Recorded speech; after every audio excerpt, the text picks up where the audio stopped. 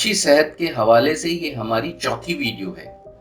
بہت سے لوگ اپنی صحت کا بھرپور خیال رکھتے ہیں اور اپنی غذا سے متعلق فکر مند رہتے ہیں۔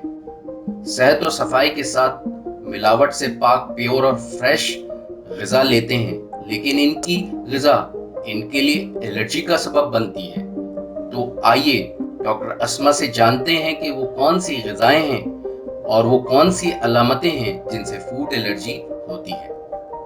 الرجی کا باعث مختلف پروٹینز ہوتی ہیں جو کہ ہمارے کھانوں کے اندر یا کھانوں کے علاوہ ڈفرینٹ کیمیکلز جو ہوتے ہیں اس کی وجہ سے بھی الرجی ہو جاتی ہے۔ الرجی جس چیز سے بھی ہو اس کی چند ایک مخصوص علامتیں ہوتی ہیں، جیسے کہ جسم کا وہ حصہ گرم ہو جانا، لال ہو جانا، بخار ہو جانا، اور الرجی اگر بہت زیادہ ہو تو سانس اکھڑنا شروع ہو جانا یا سانس لینے میں تکلیف ہونا، جس کی وجہ سے یہ ایک طبی ایمرجنسی بن جاتی ہے کہ جو کہ فوراً ہسپتال میں لے کے جانا ضروری ہو جاتا ہے۔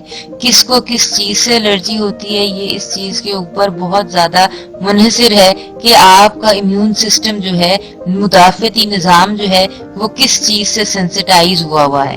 اکثر لوگوں کو چند ایک کیمیکل سے الرجی ہوتی ہے، کچھ لوگوں کو کچھ پروٹین سے الرجی ہوتی ہے جیسے کہ گندم کے اندر یا پینٹس یا مونگ پھلی کے اندر ہوتی ہے۔ یہ بیسیکلی آپ کے مدافعتی نظام کی ایک کمزوری سمجھنے ہوتی ہے کہ اگر آپ کا مدافعتی نظام مضبوط ہوگا تو آپ کو الرجی جو ہے وہ تنگ نہیں کرے۔